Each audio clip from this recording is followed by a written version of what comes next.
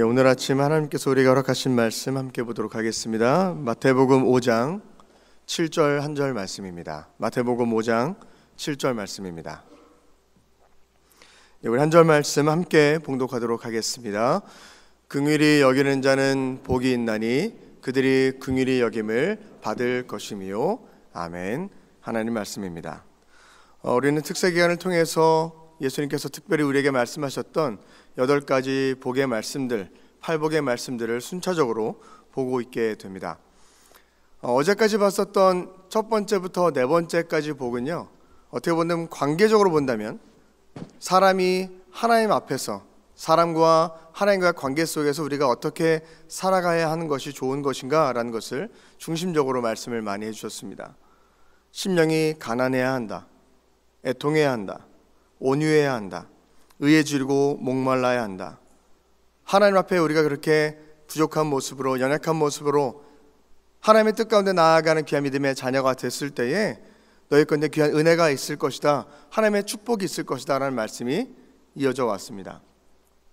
오늘은 그 8복 중에 5번째 대한 말씀입니다. 이 복은 지금까지 흘러왔었던 뉘앙스와는 조금 다르게 변화하게 됩니다. 첫 번째부터 네 번째까지는 하나님이 사람을 대할 때의 관계의 말씀이었다면, 오늘 말씀은 사람이 다른 타인을, 다른 사람과의 관계에 있어서 어떻게 행동해야 하는가에 대한 말씀입니다. 말씀을 보면 긍휼히 여기라 말씀하시잖아요, 그죠? 우리가 하나님을 긍휼히 여기는 것이 아니라 내 주변에 있는 사람들 가운데에 있는 그들의 형편을 돌보고 그들의 마음을 바라보며 그들과 어떤 관계를 가지고 살아가야 하는가에 대한 하나님의 귀한 성품의 말씀을 오늘 우리에게 주시게 됩니다. 그런 관점을 가지고 오늘 말씀 한번 같이 보았으면 좋겠습니다. 오늘 말씀 한번 다시 한번 보여주시겠습니까? 마태복음 5장 7절 말씀입니다. 긍휼히 여기는 자는 복이 있나니 그들이 긍휼히 여김을 받을 것이며. 이 한 문장에는 두 개의 단락으로 나뉘어져 있습니다. 첫 번째 단락은 긍휼히 여기는 자는 복이 있다라는 문장과 그 뒤에 있는 그렇게 된다면 그들은 긍휼히 여김을 받을 것이다 라는 두 개의 문장이 붙어져 있게 됩니다. 먼저는 앞에 있는 긍휼히 여기는 자는 복이 있다라는 메시지를 한번 같이 보겠습니다. 긍휼이라는 단어는 어떤 의미를 가지고 있습니까? 어제 차를 타고 아이들과 저녁에 지나가고 있는데 딸이 그러더라고요. 제가 물어봤어요. 긍휼히 여기는 게 뭐냐 물어봤더니 아이들이 얘기하는 게 그거 잘못된 거 아니야, 다른 사람 없인 여기는 거 아니야 라고 얘기하더라고요. 긍휼이라는 단어는 비슷한 뉘앙스이긴 한데 그건 아니지 않습니까? 그죠? 오히려 다른 사람이 힘들어하고 어려워하고 도움이 필요한 자들이 있으면 그들을 넓은 아량으로, 넓은 마음으로 베풀어 줄 수 있는 것이 긍휼이라는 마음입니다. 헬라 성경을 보면 엘레에몬이라는 단어를 쓰고 히브리어로는 헤세드라는 단어를 사용하게 됩니다. 그 의미는 긍휼, 슬픔, 애통, 자비라는 뜻을 가지고 있습니다. 성경에서 얘기하는 이 긍휼이라는 것은요, 그냥 타인을, 다른 사람의 아픔을 감정적으로만 느껴서 참 불쌍하다, 참 힘들겠구나, 내 마음으로만, 감정적으로만 느끼는 것에 있어서 멈추는 것을 이야기하지 않습니다. 성경에서 이야기하는 긍휼이라는 것은요, 자비, 헤세드라는 단어를 포함하고 있습니다. 그것은 감정적인 공감에서 그치는 것이 아니라 실천적인 행동을 포함하고 있다라는 것입니다. 저 사람 참 힘들겠구나. 여러분 오늘 어떻게 오셨습니까? 날씨가 지금 체감 온도가 영하 21도라고 하는데 오신 분들은 대단하신 분들입니다. 예. 추운데 어떻게 저 바깥에서 생활할 수 있을까? 그냥 안타까운 마음만 갖고 공감하는 것에서 끝나는 것이 아니라 실천적으로 그들에게 다가가서 도와주고 그들의 필요를 채워주기 위해서 내가 힘써 나아가는 것, 실천적인 모습이 있는 것, 그것이 성경에서 이야기하는 긍휼이라는 단어이다라는 것입니다. 야고보서에서도 말씀하시죠. 만일 형제나 자매가 헐벗고 일용할 양식이 없는데 그냥 너는 말로만 평안히 가라, 따뜻해라, 가서 배불리 먹어라 말만 한다면 그것이 어떤 것이냐, 그것이 어떤 의미가 있느냐라고, 그것은 행함이 없는 믿음이다라고 말씀하고 있지 않습니까? 오늘 말씀하고 있는 긍휼도 마찬가지입니다. 그냥 감정적인 공감에서 그치는 것이 아니라 실제적인 그들의 필요를 도와줄 수 있도록 내가 할 수 있는 선에서 그들 가운데 다가가서 실제 손내밀어 줄 수 있는 것, 그것을 말하는 단어가 이 긍휼이라는 단어다라는 것입니다. 사실 이 긍휼이라는 단어는요, 사람의 속성에 있는 단어가 아닙니다. 이것은 하나님의 속성입니다. 우리를 불쌍히 여기셔서 그냥 우리를 내버려 두신 것이 아니라 우리를 살려주시기 위해, 사망에서 생명으로 옮겨주시기 위해 자신의 아들 독생자 예수 그리스도를 이 땅에 직접 보내주셨고, 예수님도 우리를 위해서 직접 이 땅에 성육신하셔서 우리에게 생명 주시게 오신 그 걸음, 자신이 할 수 있는 최선을 다해서 사랑을 표현해 주셨던 그 모습, 그것이 성경에서 이야기하는 긍휼이라는 단어다라는 것입니다. 우리도 긍휼에 있는 사람으로 살아가야 될 줄 믿습니다. 성경을 보면 긍휼에 대한 안 좋은 예도 나오고 좋은 예도 나옵니다. 먼저 안 좋은 예를 먼저 얘기해 볼까요? 예수님께서 이런 예를 들으셨어요. 1만 달란트를 탕감받은 자의 비유입니다. 어떤 한 사람이 있는데 빚을 졌어요. 얼마큼 빚을 졌냐? 1만 달란트입니다. 여러분, 1만 달란트가 얼마큼입니까?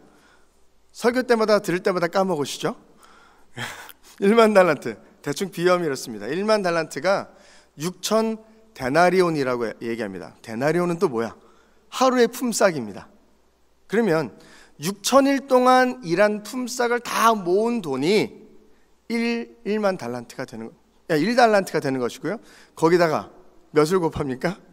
만을 곱한 것이 1만 달란트입니다. 어마어마한, 사람이 감당할 수 없는 돈이 된다라는 것이죠. 근데 그 큰 빚졌던 자가 그 빚을 어떻게 됐습니까? 탕감받습니다. 빚을 지었던 대상이 누군지 모르겠지만 그 사람이 넓은 아량으로 이 빚을 다 없애줬어요. 여기서 얘기가 끝나는 것이 아니죠. 이 사람이 집에 갑니다. 근데 집에 갔더니 누구를 멱살을 잡고 돈을 갚으라고 막 얘기하고 있어요. 누굽니까? 자신에게 100데나리온, 100일 정도 품삯을 빚진 자가 있어요. 이 사람도 자기도 빚진 자였는데 또 빚을 줬나 봐요. 대단한 분이에요. 근데 그 100데나리온, 자신에게 빚을 얻어갔던 그 사람을 멱살을 잡아가면서 빚을 갚으라고, 심지어는 이 사람은 어떻게 합니까? 옥에 가둬버렸어요. 오늘 이 메시지의 중심에 무엇이 있습니까? 이 사람은 긍휼함을 받았던 자였어요. 근데 자신은 그 큰 긍휼함을 받았는데 내가 받은 그 긍휼함보다 보잘것없던 아주 작은 빚진 것을 다른 사람에게 긍휼함을 베풀 수 있었다 없었다? 없었다라는 것이 예수님의 비유의 말씀입니다. 우리가 분명히 알아야 합니다. 내가 하나님으로부터 은혜를 받았다, 내가 하나님으로부터 구원을 받았다, 큰 긍휼함을 받았다고 해서 자연스럽게 나도 긍휼을 베풀 수 있는 사람이 된다? 예수님께서 그렇지 않다라는 것을 분명히 말씀하십니다. 왜 그렇습니까? 긍휼이라는 것이 우리 안에 있는 것이 아닙니다. 긍휼은 하나님의 속성입니다. 하나님이 계시고 계신 하나님이 가지고 계신 성품이다라는 것이죠. 그렇기 때문에 팔복을 통해서 우리에게 말씀하신 건 무엇입니까? 너희에게도 그것이 있어야 한다.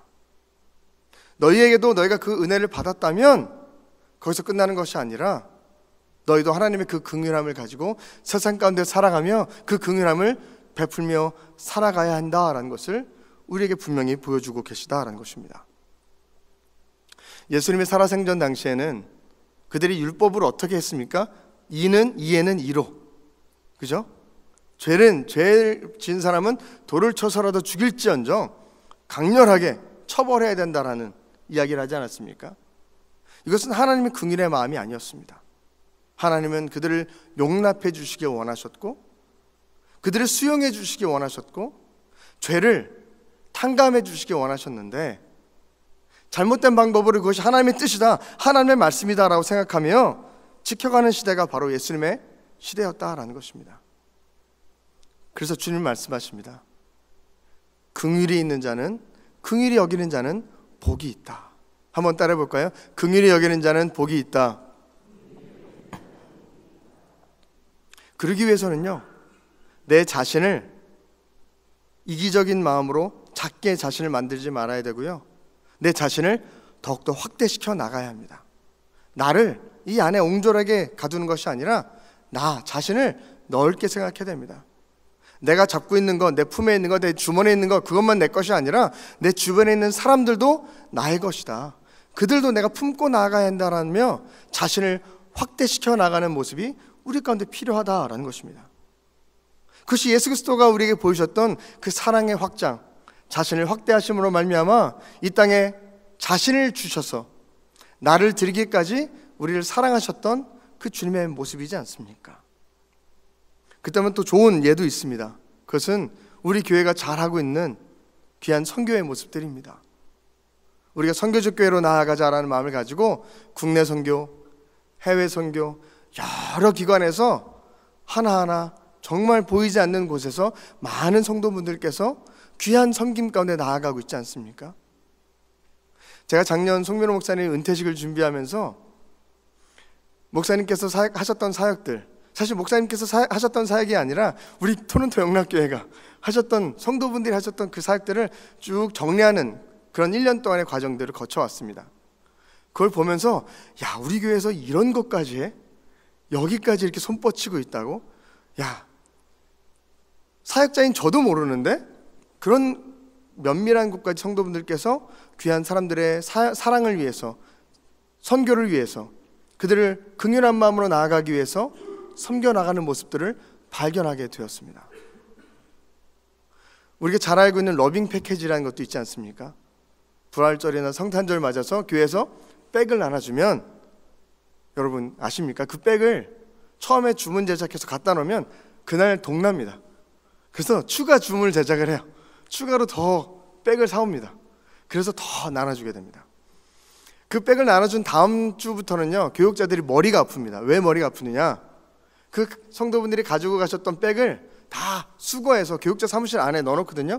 그러면 가져오셨던 물건들, 뭐 비누도 있고 샴푸도 있고 먹을 것도 있고 여러 가지가 있거든요. 그 냄새가요, 사역 그 교육자실 안에 진동을 합니다. 들어갈 때마다 이게 무슨 냄새야, 무슨 냄새야. 뭐 비누 냄새 이런 것들이 막 섞여가지고 방향제도 아닌 이상한 냄새가 막 납니다. 머리는 아프지만 마음은 너무나도 따뜻해집니다. 와, 우리 성도들이 저렇게 사랑의 마음을 가지고 섬겨주고 나아가고 있구나.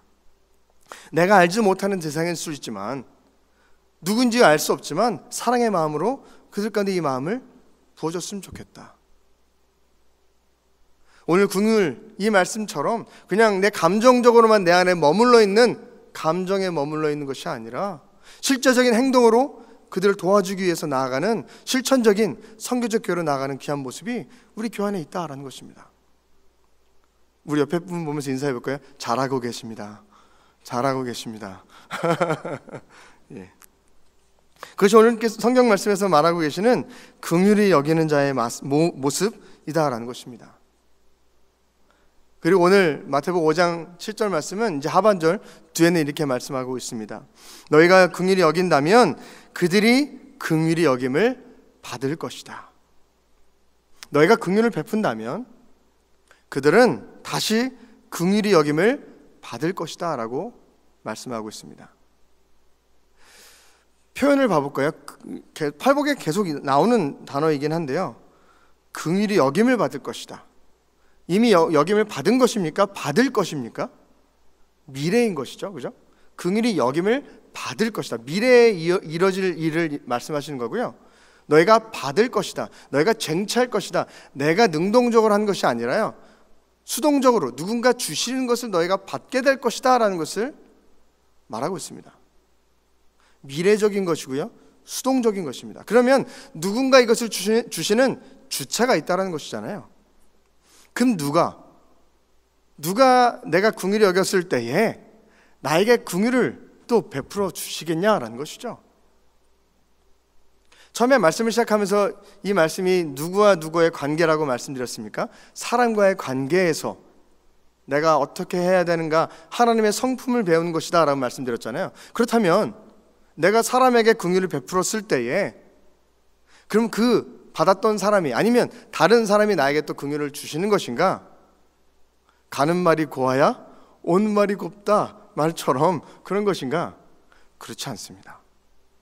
내가 베풀어야 하는 것은 다른 사람들이지만 나를 긍휼히 여겨주시는 것은, 그 주체는 긍휼의 근본 되시는 하나님이십니다. 하나님께서 우리를 긍휼히 여겨주신다라는 말씀이 오늘 말씀의 중심이다라는 것입니다.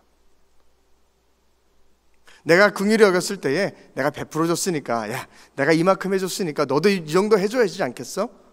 사람은 그렇게 생각합니다. 기브 앤 테이크라고 하잖아요, 그렇죠? 하지만 하나님께서 말씀하시는 이 긍휼에는요, 내가 주었을 때에 받는 것을 생각하는 것이 아닙니다. 주고 어떻게 합니까? 또 주는 것입니다. 그럼 나는요, 주님? 나는요? 우리는 위를 바라보는 것입니다. 하나님께서 우리에게 긍휼을 베풀어 주실 줄로 믿습니다. 그래서 우리가 신앙생활을요, 밑빠진 독처럼 신앙생활해라 이런 말들을 합니다. 밑빠진 독이 뭡니까? 항아리가 있으면 밑에가 깨진 거예요. 뭔가 위에서 부어 넣기만 하면 어떻게 됩니까?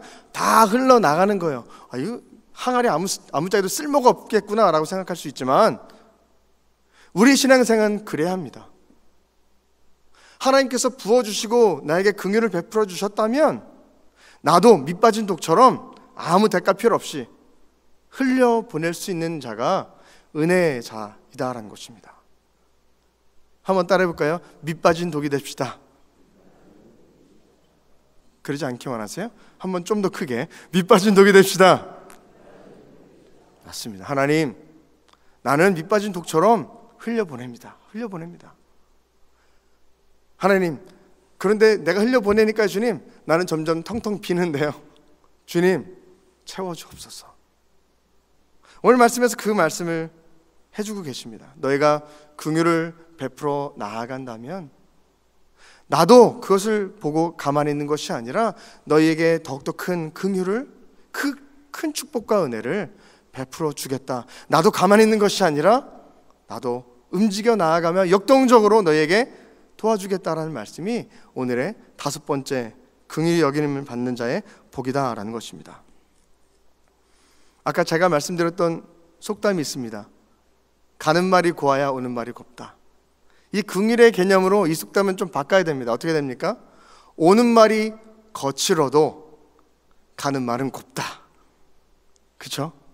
다른 사람이 어떻게 한다 할지라도, 나에게 어떤 상황이 주어진다 할지라도 나는 가는 말은 곱다. 공감이 되십니까? 예. 그런 마음으로 나간 여러분에게 간절히 소망합니다.